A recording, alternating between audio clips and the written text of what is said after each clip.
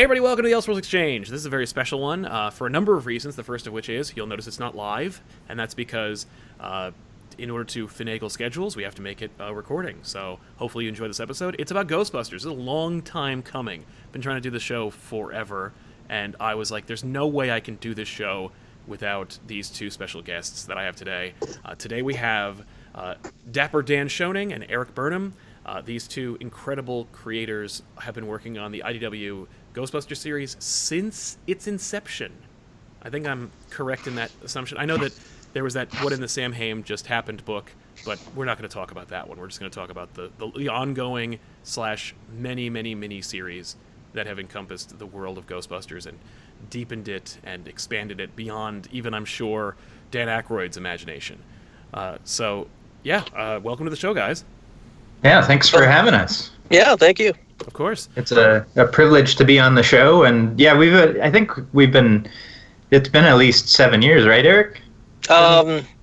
We started it's been 7 years, it's been pushing 8. Yeah. 8 pushing come March.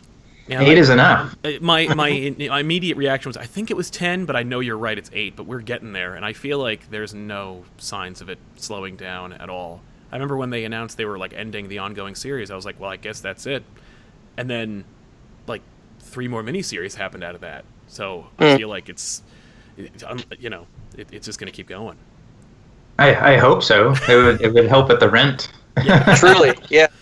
That's fair. Yeah, I think IDW had been doing the Ghostbusters comics before we started doing it, and I think that was for 2 years beforehand. Wasn't it like the Other Side and stuff like that? Yeah, they did 2 miniseries, and then the 4 one-shots, and then Infestation, and then us. Yeah. Infestation, that's right. And that was when you started on it, right, Erik? That's it, yep, that was when I started. Yeah. Yeah, so and the less we say about the 88 Miles Per Hour Studios book, the better, I'm sure.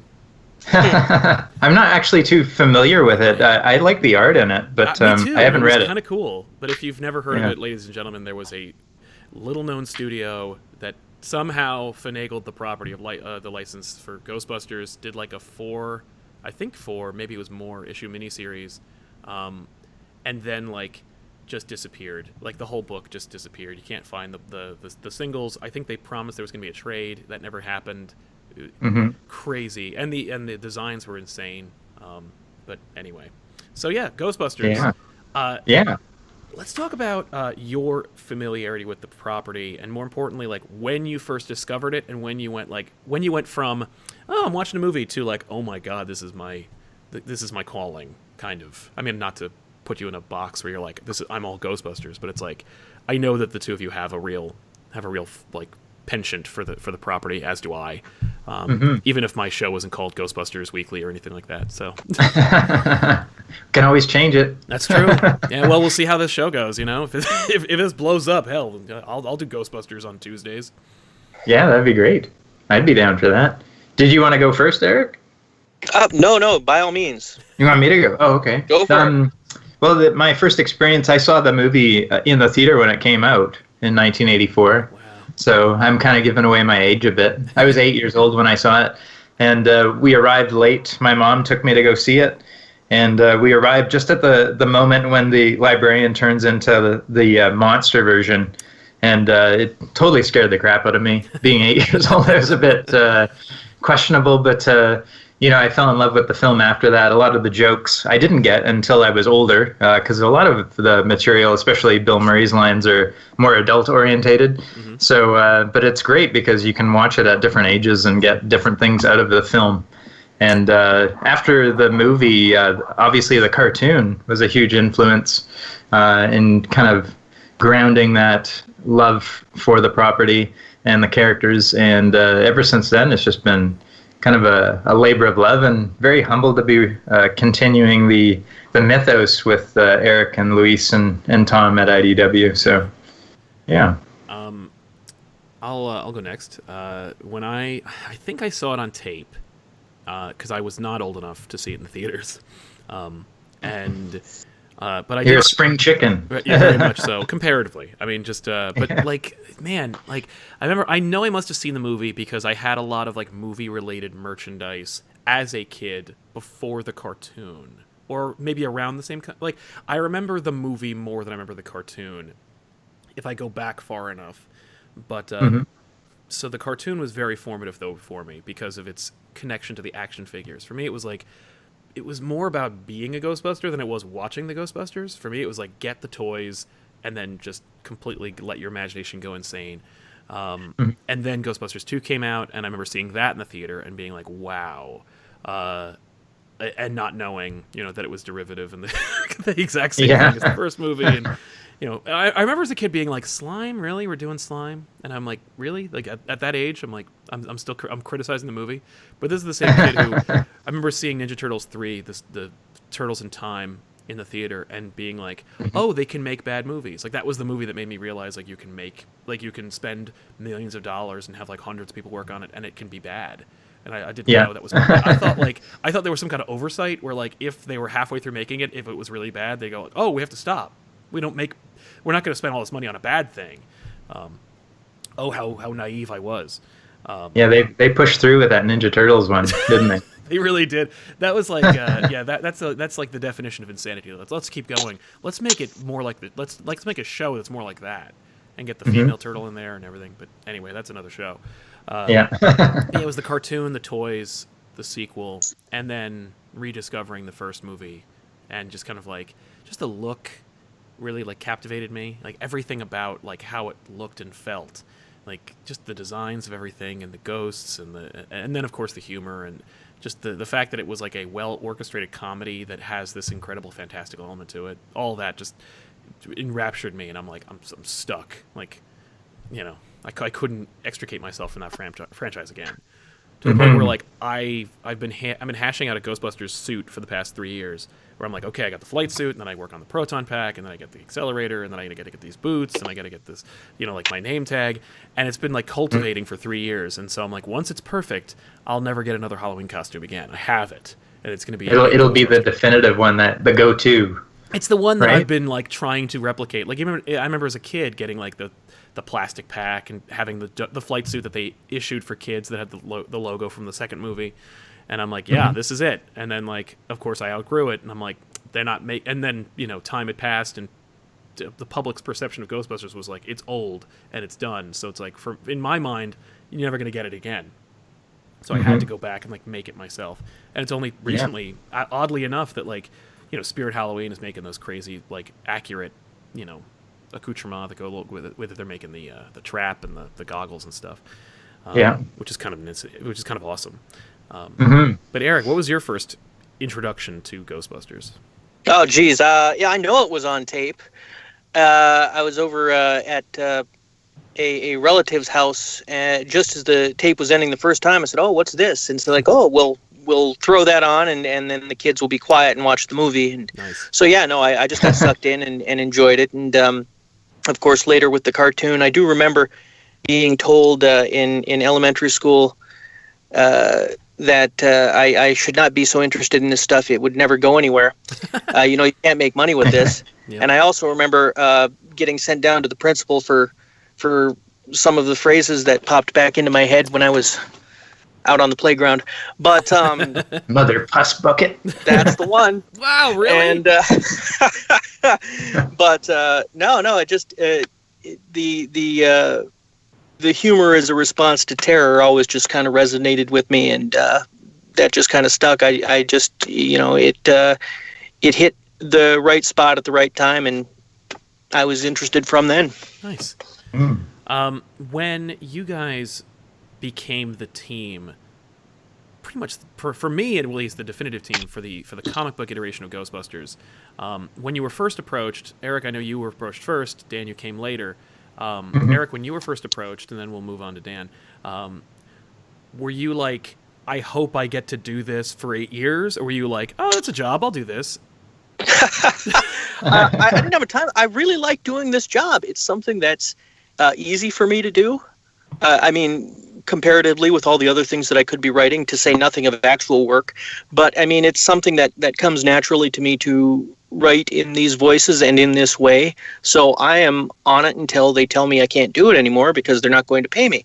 So I mean, it's it's something that I enjoy doing, and you might as well enjoy your job. So I'm here until I can't be. And Dan, you I mean, I already know the answer to this, but please share it with us. Oh yeah, well, I did the Sam Hain one, and Peter David wrote that. Yeah, that one came. That was the very first one I did, and when Tom offered me to do the ongoing, I was a bit apprehensive at first because I was concerned that I wouldn't really meet expectations. So, but I decided just to kind of go in with it, and I loved Ghostbusters, and I really enjoyed the Infestation comic.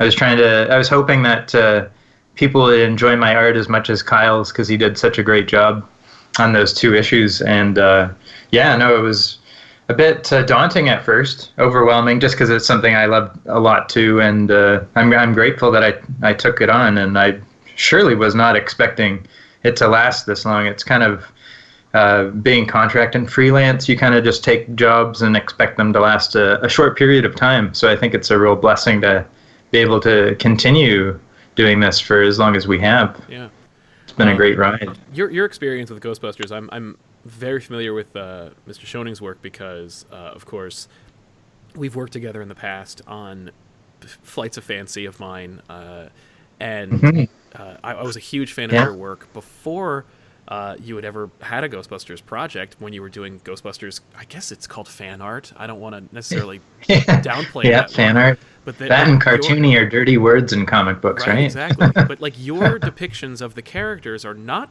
too far from what your original designs were when you were doing your own just like labors of love about the characters.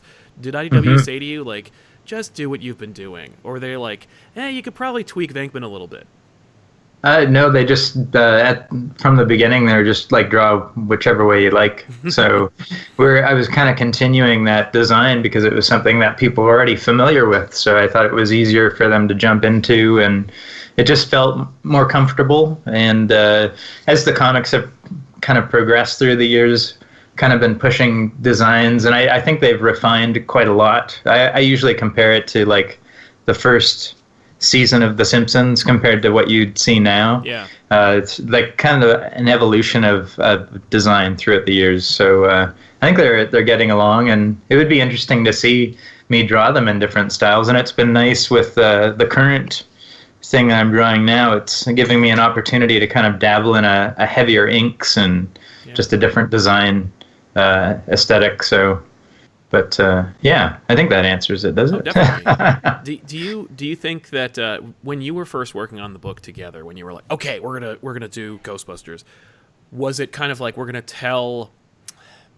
Did you expect it to get as expansive as it got? I mean, just looking at the cast list from Mass Hysteria going on to something that you're working on now, where it's like with the crossing over and deepening the 2016 Ghostbusters franchise as well. Like, did you expect to go like, oh, it turns out like we could have like 20 different Ghostbusters teams based on the characters that we've either expounded upon or created ourselves? Did you see that coming? Was that part of like your master plan, or were you just kind of like, no, it just evolved from doing Ghostbusters and wanting to see more stuff? I just draw whatever Erik tells me. Yeah. I didn't see it coming, but I mean, it's the fun of these characters is that the voices are pretty clear. Folks know what they sound like, not just from the Ghostbusters movie, but I mean, throw a stick at 80s comedy or Saturday Night Live. These characters, their voices, the actors' voices are pretty clear in most people's heads, just from pop culture. So the fun of all this other stuff is just seeing how they react to not just other things, but other people doing things in different ways. And it's an easy thing to get a few pages by having them react to somebody new. So I mean it just kind of snowballed. Right. But yeah, it wasn't a grand plan. I mean, other than we figured we might as well, because we can in the comics, move a little bit closer to the original notion from the treatment. Not quite time travel and everything, but a little bit of multi-dimensions and a little bit of more franchises and a little bit of that, which there's no reason why it just has to be 4 guys in New York, working New York the end. Right. Especially, you know, I mean, because you can go anywhere if Dan has the time to draw it, it can be done. So. Yeah, that's right. And I wanted to add too, it's been a very organic experience for me, at least. Like, it's just been the way that Erik's crafting these great stories. It's just kind of flowed, and like what you had mentioned, Erik, about how the characters play off of each other. I think that is an amazing thing, that you can mix Kate McKinnon's character with Bill Murray's character, and they just work so well together. Yeah. It's really fascinating. So there's tons of material left, and we'll see where it goes, right? Yeah. Well, yeah, and I mean, some of it is just a matter of, you know, it makes sense to put the pieces here. Fans were asking for the rookie from the video game. We want to see the rookie. We want a little bit of that. What happened to him? Okay, fine. Well, let's do something with him. So we threw him in and said, okay, he's working out in Chicago. There it is. Well, now he's working there by himself. What's going on there? Well, we found ways to put people out there that are working with him, and now there's another franchise of different characters working in a different way, and we've got that. And then, you know, meets an FBI agent, and she finds this stuff interesting, happens to be in New York, gets drawn into a thing, and now there's more of that. There's more people ghostbusting. There's more people looking into stuff. I mean, it laddered up naturally, and you know, I mean, the fan reaction has been pretty positive to all the new stuff. In fact, that's one of our problems, is we want to see more of this, but we only have 20 pages, and there needs to be some plot. Right. Yeah. It can't just be checking boxes. It has to be like part of the story. And that was also the hard time we had with we had working on the Ninja Turtles crossover. It would have been fun just to have 100 pages of them talking with each other, but there has to be action. So, you know, I mean, that's the thing that always comes up. There's the characterization is fun and people like it, but it eats up space, and there's got to be a story too. And you know, so I mean, you know, the balance of that has been the trickiest thing, because everybody wants more of both. Yeah. Mm-hmm. I assume that's where the Ghostbusters Ninja Turtles crossover 2 came from. It's just having an overwhelming amount of ideas and things you want to see. That was part of it, and then the rest of it was just, I mean... When sales. It took us 2 years. It was sales. It took us 2 years to get them to agree to the first one. It was something that Tom Waltz and I were talking about, you know, 2 o'clock in the morning, my first Comic-Con, we were chatting, and saying, you know, this would be a lot of fun to do. Both of the books were, you know, in single digits at that point. Yeah. We were, no, not single digits. We just finished our first year. Okay. So, I mean, Haunted America was coming out with Ghostbusters, and you know, he was still in the first meta arc for Turtles. We just said it'd be funny to cross it over, and it took 2 years to get everybody to agree to do it. By which point we had to figure out a way to make it be in continuity, because we insisted that would be the most fun thing to do. Sure. Also the most complicated, but no, it was all. They didn't believe it could be done. They didn't believe it would be interesting, that people would buy it, that it would work, that the franchises would mesh. They all did, and then they're like, okay, and Nickelodeon and IDW were like, maybe we need a sequel. They were right. At which point, you know, we did. We got the sequel. We really want to do one more. I don't know if it'll happen anytime soon, but we'd like to do one more just to get the Ghostbusters over into the Turtles world. Yeah.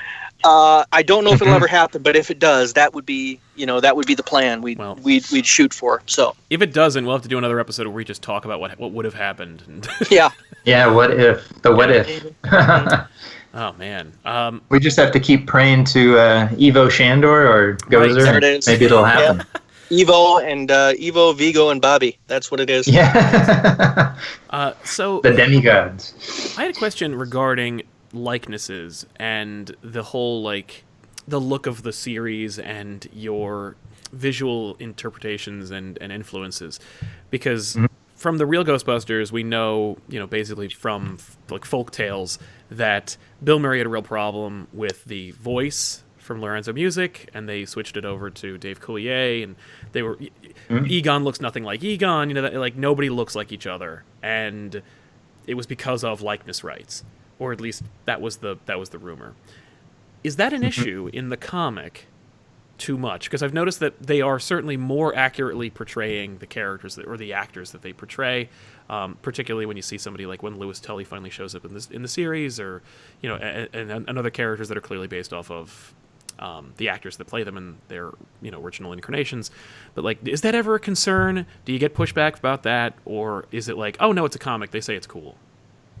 Yeah. Oh no, there's pushback. Yeah. Okay. It depends on what it was. Like, for example, with the main four guys, never had an issue with that, as far as I can remember. You can correct me if I'm wrong, Eric, but I kind of aim more for caricaturing their personalities more than the look, since we're not allowed to do that. But there's a bit of a challenge getting the answer to the call female Ghostbusters look down. That took maybe about 10 different takes to get that down to where it is now. It was, at least. And I want to throw something in here real quick. And this is something that I've noticed over the years. Dan started off, and he's very good at charactering, and he's very good at drawing the characters that look like the characters as opposed to the actors. Right. But he's also so dang good at likenesses, and sometimes it just gets away from him. It gets too good. That's that was what the problem. His style has changed over the years, where he has gone from less cartoony in just the art that he does for fun, less cartoony, to a little bit more realistic. And now he still draws the characters that he designed 7 years ago. They're still on model, but if he's designing something new, he kind of leans into the way he draws now, which that makes sense. That's how people they grow, they learn, they go with that. And that's the only time where it's ever been, oh no, this looks too much like that person. Put a mustache on him, change the color of his hair, anything for the love of God. That's the only notes that I've heard of, that I've been made aware of, where Tom's like, oh man, Dan did it again. He got too close. Dan's in trouble. No, so I mean, and that's why there might be a mustache, but I mean, it's just a matter of Dan being too good for his own good. It kind of gets away from me, though. You just start drawing and it just creepy. Yeah. Getting in trouble. Oh, sorry, go ahead. Oh, go ahead. No I was worries. gonna say, do you ever is not the pushback, but more, have you gotten any endorsements? Anybody who's like, dude, keep doing what you're doing, you nailed me, I look great. Dan, have you? Well, I don't want to say specifically who I caricatured, but there's been a few people that have been quite happy about seeing a homage to them in the comic, and especially I think I can touch on the fans, and in the past we have added fans into the comic just as a thank you, and that was done as without them even asking for it. It was just more of saying, oh, me personally, I've noticed you've done all this amazing charity work, or been really helping the community out, and it's just a little thank you from me, or from Erik or Luis, who has ever requested it. But I can't say exactly who, but they have enjoyed it. Yes. With respect to the progression of the series, are you just kind of like enjoying the ride, or do you have in your mind an end game?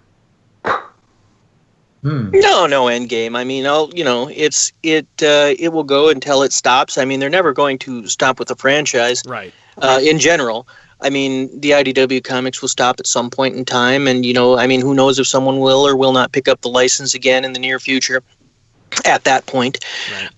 But and if they do, likely they'll just start over from scratch and say, okay, well, we're going from the movies on, or from wherever Ghostbusters happened, and you draw from that. That might include our stuff, it might not. But no, there's no end game, because the end game would be okay. These characters have retired, and right. There's no more ghosts, so these other characters aren't necessary, and you close the doors on the whole franchise, the whole playground, and I mean, that's just not going to happen. So I haven't even thought of it that way. Do you, apropos the likenesses and everything, just one more question about that, but this is kind of oddly put, like, I've noticed when you put some when it comes to the ghost designs and the ghosts appear in the book, there have been a lot of cameos from ghosts that may have appeared in action figure form. Mm-hmm. Any Kenner issues, or is that like fair game? We've never had. I don't know about you, Eric, but no one's ever mentioned to me not to draw them like that. And I'm pretty sure Sony owns all the rights to all those designs as well. They do. If they own all the rights to that stuff, I believe. And if they had any issue with it, they'd tell Tom, and Tom would tell Dan, and he'd have to change it. Right. Yeah. But it's never been you can't put Fearsome Flush in there, or like you can't have purple eyeball popping ghost in there. I've seen at least those guys in there. But like, oh yeah, it's great to see. By the way, if you are not familiar with the series, or if you're not picking it up, just notwithstanding the great story and the ongoing expansive continuity that has been going on for 8 years, just cherry picking Easter eggs in this series is a hoot in and of itself, because Dan definitely works in all kinds of different winks, nods, and all kinds of different like Easter eggs and jokes and stuff like that. Like you can find, I've seen many a different character in that series that either you wouldn't expect to see appear in that series, or a ghost that I had as a plastic figure when I was a kid. It's just incredible. Mm-hmm. Yep, it's fun to add in the ghosts that were in toy form.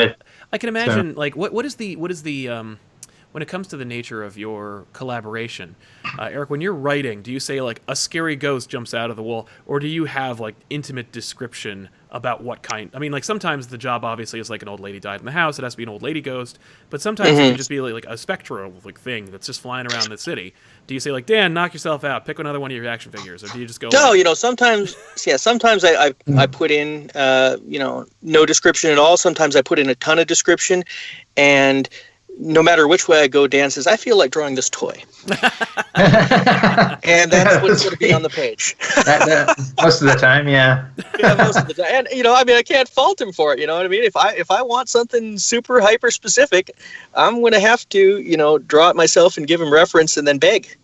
Otherwise, it's going to be the toy. But, and the fans love it. So, you can't, fair play. That's what it is. It's, so, it all works out. Yeah. I have to say though, I think some of my favorite ghosts that I've drawn in the comic has been created by Erik. So like Ellen Gold, the nanny, and I Manitou just got my as butt well. Kicked by Ellen Gold in the new video game. On the Ghostbusters world, the new game that just came out, she's in that. Yeah. So, did you guys? What was your role in that? The app. There's a new app that just came out. It's Ghostbusters World. It's basically can I say it's basically just Pokemon Go with Ghostbusters? Yeah. There's a little bit more. There's story mode, which is what I wrote. Yeah. Yeah, really? that's true. Yeah. So I hopped in and worked on the story mode, and I did a little bit of other writing as needed in there. Tobin's Spirit Guide stuff, and but So if you're reading the dialogue, I did all the dialogue. That's awesome. Yeah. I noticed a couple of things where I must have written too much, because I'm like, oh, that seems edited. I don't. But yeah, no, that's what I did on this, and it was a lot of fun. To do. It was my first experience working at all in games, so it was. I learned that video game scripting is done in spreadsheets in Excel. Wow. Which I almost never use at all. So that's scary. There are notes over onto the right side that need to be there for the development team. And then, there's the dialogue in one field, and I accidentally knocked things off, so everything was skewed. And I was trying to figure out how to fix it, and I was freaking out, and I was like sending out emails on a holiday weekend before realizing it was a holiday weekend. And I'm like, oh God, oh no, this is going to be terrible. They're going to be so mad at me. Nothing makes sense. It's all, here it is. I fixed it. And that was, kind of how it rolled over the course of a couple hours late on a Saturday during the holiday weekend, or a Friday, I should say. But it was fun. The only small regret I have, Tim Laddie, who's done a bunch of stuff for us in the comics, did the illustrations in there. The only regret I had was Dan was too busy to do it himself. Yeah. Way too busy. He was doing the comics at the time, and that's where we want him for sure. Right. But that was the only small thing, because it would have been fun to see Dan's art floating around in this game as well. Yeah. But It was fun to write. It was fun to work on. It was a neat new experience. And they used so many of the characters that we created. I think there's like 9 or 10 in there, which is really? more than I expected. Wow. Yeah. So, I mean, Ellen Gold is in there. Adultness is in there. Oh, and nice. Our first villain from the first arc. And, is that an acronym or something for Luis? It is an acronym. It is. Yeah. I couldn't think of it. Or not an acronym. No. It's like an amalgamation anagram. of our names. Anagram of Dan and Luis, because I couldn't think of a name, so I just took their names and jumbled them up, and I also threw them another that I also used their names again when naming 2 of the Ghost Smashers. So. Danny and Lou, yes. So I most of the time when I can't think of a name, I just look around and see whatever grabs my eye. And in that case, the last thing I'd see in both cases was an email from those 2. Yeah. So I don't put when it comes to naming characters, I sometimes don't put too much thought into it. Sometimes I put too much thought into it. Don't get me wrong; it evens out. Yeah, it all balances out, right? Can you believe like working on going from the comics, first of all, making an adaptation of like this incredible franchise, and then getting to be like, hey, you want to do the video game too? Like, oh my god, yeah. I mean, and yeah, that's awesome. Well, I mean, it's weird things have. I'm sure weird out of the blue offers have come to Dan as well. But it was just like I got an email. Hey, you want to write Tobin's Spirit Guide? Right. Yes, I do. Yeah. Or the video game, or other things like that. We Dan and I contributed less than Dan, but Dan worked on the Cryptozoic board game. A couple years, both of those he did the art for.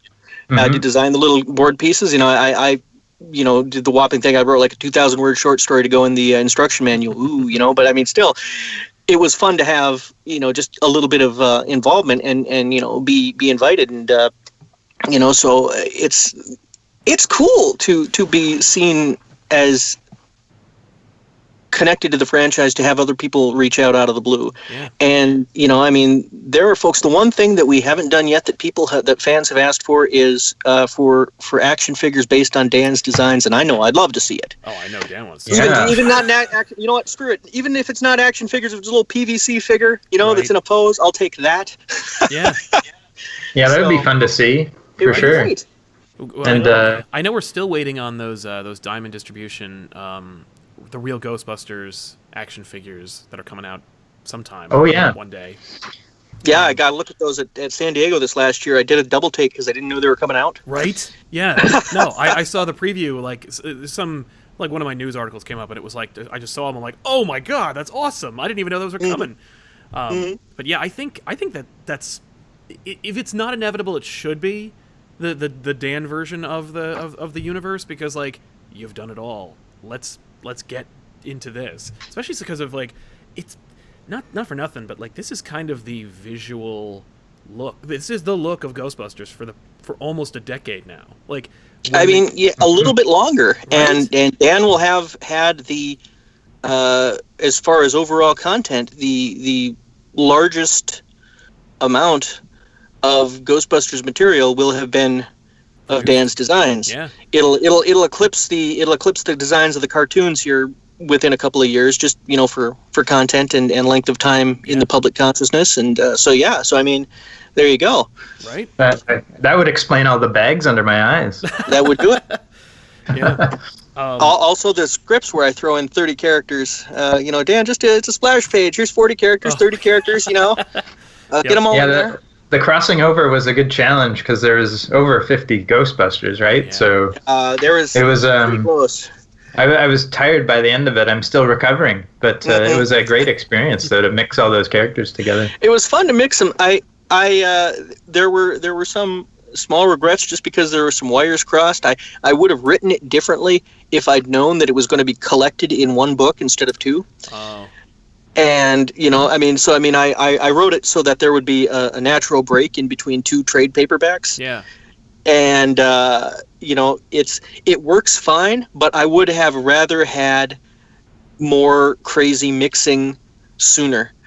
But that's all hindsight. But at the same time, there was so much that had to get in there, and we still didn't get everything that we could have, and there was still there were still, on the Facebook group, they were like, we needed to see more of this. There wasn't room. Right. How about, are you going to do this? We did that joke in Get Real. We're not bringing it back. That takes up 4 panels that we could do something else with.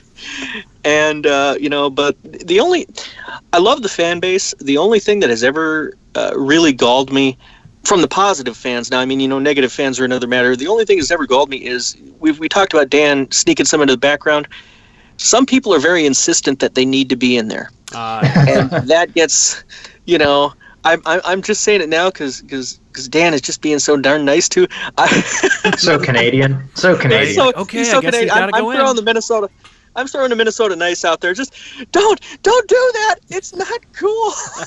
The trick about the cameos is that if you want one, you just don't ask, and it'll just appear. Yeah. Oh yeah, I got a year or so ago, I got hammered myself with it. Could you ask Dan? Could you ask Dan? Could you ask Dan? And by the way, could you write me in? No, I could not. I mean, it'd be great, but then it's like the candy in the classroom analogy. Do you have enough for the whole class? And the whole class is a pretty large chunk of fandom, so we don't have enough for the whole class. So yeah. Has there been an Ecto you haven't done yet that you want to make? Oh, like an original Ecto? Yeah. See, we've done. Like, where's the boat? I know you've done a boat, so it's like we've done the boat. We had a story that I pitched to Tom, and we talked about, and we liked. It hasn't been approved yet. I don't know whether or not it will be, because I mean that's beyond my pay grade. That's IDW. That's Sony. Whenever they have to decide whether they want to do it, whether it comes close to something else that they're doing. Maybe they got a cartoon coming out 2 years down the line, and they know and I don't. Yeah. And so you can't. But I had part of that pitch was a submarine. Ooh. So nice. Little Ecto submarine, and I mean I'm telling Dan now, and I can just see him clenching his fist because that means the ocean, and that means backgrounds are non-existent. Love it. I know Luis would love that too. Luis would love it too. Luis, we need some greens and some blacks and a little bit of blue. Go. Yeah. An Ecto sub would be awesome, though. It would be. I think I mean, that was something that it came up as part of the pitch, and I mean, obviously, so that means there's ocean ghosts, right? But it's. Yes, it's not pirates, but I mean it's some crazy stuff. And I hope to do it. It'd be fun to do someday. Again, because it involves so much ocean that it'd be like a little mini vacation for Dan and Luis. Totally. But yeah, that's right. Yeah. What number would it be, Erik? The Ecto for a sub? Like would it be like? Wouldn't it have to be the 9? Ecto 9? Well, I think that's what the RV is. Isn't it? No, I think we just called that the Ecto RV. Oh, okay. We didn't put a number on that. Yeah, I'm trying to remember all the Ectos. Yeah, Ecto 9 sounds good. I lose track myself because I mean there's the Ectos from the movies, there's the Ectos from the cartoon, and we don't necessarily follow the same number. Yeah. Other than I know the Ecto 8 is the boat, but as I'm thinking of the RV now, I saw pictures of this. They made the RV. As part of a walkthrough to a ride in Germany. You walk through the RV. Oh, yeah, that's right. I saw a video of that. That is so cool. It's just every time I see something based even, lightly on something we've done, I freak out a little bit. And, so, I mean, the Ecto RV is sitting over there in Germany, and they didn't let us go see. Send us over. We'll check it out. Make sure it's authentic. Yeah, we just want to walk through the ride. We'll head right back. Yeah. We'll head right back from Germany. From Germany, yes. It's just a day trip. Yeah. Gotta tell you, I think like the sky's the limit when it comes to this franchise, particularly your two interpretation of it.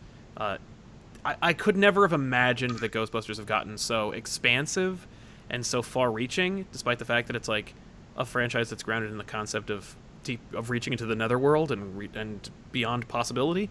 But the cast of characters, the assortment of spook, specters, and ghosts, just the deepening of the characters that have been portrayed, it's been kind of an amazing ride. And I'm excited to hear that, like, at least from the creative standpoint, there's no breaks on this train, and we're just going to keep going. But yeah, it's certainly gone in a fun, crazy direction from when, when we all got into the franchise in the beginning, when we were like, oh, Ghostbusters, I love this. And then it was like everyone went crazy for Ghostbusters, and then it went extreme, and then it went away. And for that big, long stretch of time where it's like there's nothing really, I think it's done. I think it's over. And then, sure enough, and I gotta tell you, like, the biggest leaps in Ghostbuster, pop culture-ness has come after your influence. So that's pretty dope. Oh, thank you. I'd love it if we had a direct influence, but I'm hesitant to take the credit, because then I'd find out it was like no, it's all coincidence. Right. We didn't know there were comics. I mean, like just based on the board games alone, like the fact they were like, no, you guys. But yeah, no, that's pretty awesome. Okay, I'm gonna ask one more question because I know we got to wrap up. But is there any franchise, because you've done Ninja Turtles? There was, of course, in Infestation, you got to do a bunch of crossovers. Are there any crossovers that you have not in development right now that you would love to do someday with these characters? Yeah, not in development. Okay, there's a couple that I've been pushing for that I've been. Well, because I don't want to spoil anything. That I've been for you bugging Tom about, so I'm putting those out of my mind. Right. But Tom and I joked about one at one point, and it became something like, God dang, there is a story here. It would be fantastic to do, and it will never happen because it's the Fantastic Four. It would never work because Marvel doesn't want to do as crossovers as much as some of the other publishers and stuff. So I mean, maybe it could be talked around one day because the IDW is doing Marvel books now and stuff. Yeah. But I mean, but it's still there's still sometimes it's just they've made a decision on something and it takes years to change. But the Ghostbusters and the Fantastic Four, I was thinking, wow, gosh, that'd be a lot of fun. What if Latveria is on the site of what was, an ancient burial ground? Carpathia. So we've got Vigo and Doom, and we've got all this going, and Reed and Egon hate each other, and it's just like there's all this stuff that is just perfectly syncs up with the characters. Wow. And it would be a blast. That would be a fun one to do, and we. There was a couple others that we almost got to do that just missed by a hair. So hopefully we'll circle back around. But them and gosh, there's others, but I'm gonna let Dan throw his answer out. I'm trying. The one I think would be the coolest for me to draw right now would be the Ghostbusters meet Beetlejuice. Wow, I think that would be a lot of fun because he. See, that's the one I was trying to get Tom to push for. So that's the one. Oh yeah. Oh no. I didn't know about that. Sorry if I spoiled that. It's got a history because of the Universal Horror Nights and stuff, and it'd be something people go, wait a minute now, what? Yeah, right. So it would be a fantastic thing if we could get all the permissions and everybody decided to say yes. I've been putting bugs in ears for a couple of months now, and it may not happen, and not for lack of us trying, but we'd love to do it. Yeah. Were those bugs beetles by chance at all? Yes, they were. Okay, good. We got to keep the continuity going. Exactly. That's right. Well, gentlemen, I want to thank you so much for being on the show. This was really fun. It was a great insight into the process, into your interpretations, and your whole love of not only working on this book but also the franchise in general. We didn't really get a chance to talk about Ghostbusters as a phenomenon, but I'm glad we didn't because we got a chance instead to talk about your creative processes and stuff. This has been really invaluable, and it's something that people don't really get the chance to hear about. So it's really fun to just chat about your attention to the prospect or to the projects and just being let's do this. Let's talk about how it all comes together. If I may, go ahead. I was just gonna say, so if you can take me down just a really quick you have an idea. What's how does it go from your concept, Erik, to your pencil, Dan? Do you how many hoops do you have to jump through in order to get something, in order to get an issue out?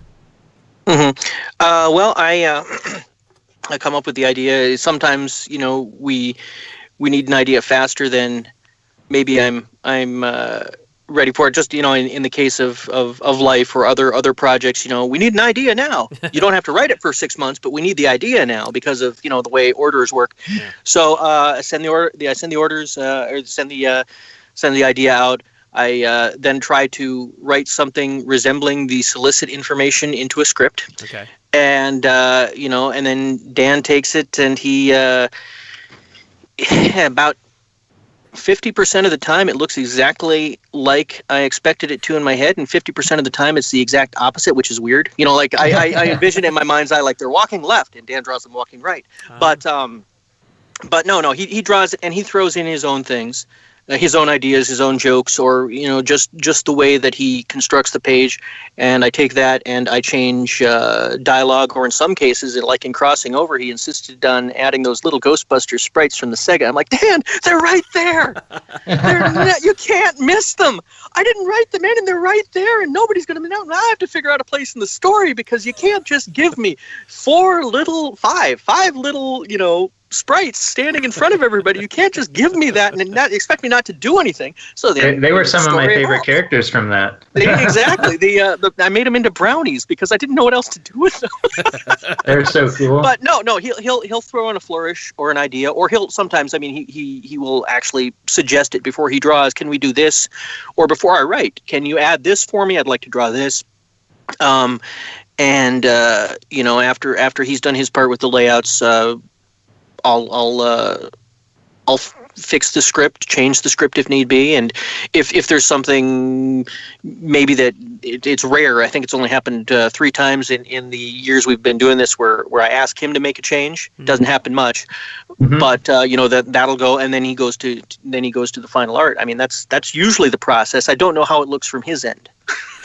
Yeah, it's a long hours, lots of long hours, but usually the comic takes me about 30 days to do. So that includes thumbnails, and I do a fair bit of research when I get the script. So I'll read through it and pick out locations, and I like to get those as accurate as possible. So I tend to use Google Maps quite a bit, and it's just nice to know that, like, if someone is going to take a comic book and one of the Ghostbusters books and go to that exact location, that it'll look pretty similar. Yeah. So I take pride in that. And yeah, it takes about 30 days to do the whole thing. On average about 12 hours a day, and not too many breaks, I tell you. Maybe like a couple days off a month. So it's pretty intensive. And as for Luis, he's usually hot on my heels with the colors, and he's gotten quite fast at it, and it doesn't take him too long to catch up to me, which puts the heat on me trying to get it done in time. But I think we've only missed a deadline once or something. Is that correct? You've only missed once. Every other time we've been late, it's been some kind of act of God, like a shipping strike, or a truck overturned due to ice on the highway, that kind of thing. Everything else has been Cats and you've dogs. only been late once. Yeah. And there was one other thing that got me, is because I know that Dan is putting in all this time, and sometimes I try, that's why you get a scene in the void, in the mental plane, there's no background. But one time I specifically wrote like 3 paragraphs. Okay, Dan, all I want Walter Peck, and he's pointing, and he's just nothing. It's a colored background. There's nothing there. Just the colored background. Just Peck. He's pointing. He's singing. That's all there is. It's just a splash page. There's nothing else. There's no background. And I get the page back, and he drew in perspective the ornate roof of the airport.